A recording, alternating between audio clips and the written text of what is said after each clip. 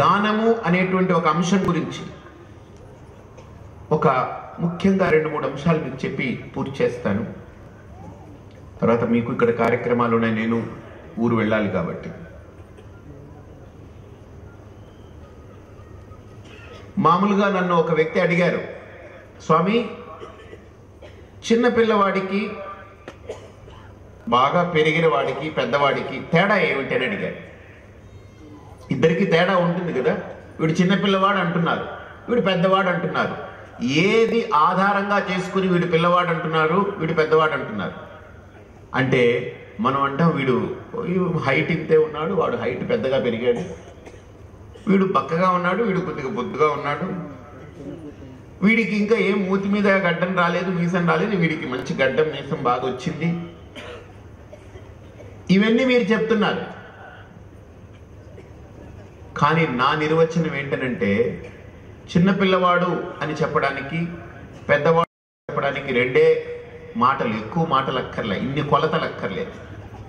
చిన్నపిల్లవాడిలో ఆశ ఉంటుంది, వాడు పెద్దవాడైన తర్వాత ఆశయం ఉంటుంది. పిల్లవాడిలో ఆశ ఉంటుంది అంతే. మీరు చూడండి, పిల్లవాడికి ఏది చూస్తే అది కావాలని కోరిక పుడుతూ ఉంటుంది వాడికి. మీరు తీసుకెళ్ళండి చిన్నపిల్లవాడిని, ఇది లాగుతాడు, హై అన్నారనుకుంటే దాన్ని లాగుతాడు, హై అన్నారనుకుంటే దీన్ని లాగుతాడు. వాడికి చూసిందల్లా లాగేయాలనిపిస్తూ ఉంటుంది. చిన్నపిల్లల్లో ఆశ ఉంటుంది.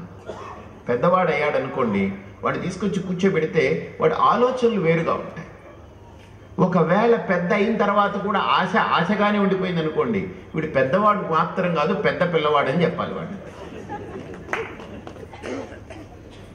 కాబట్టి ఆశ నుండి ఆశయం దాకా ప్రయాణము సాగిస్తే పిల్లవాడు పెద్దవాడు అవ్వగలడు.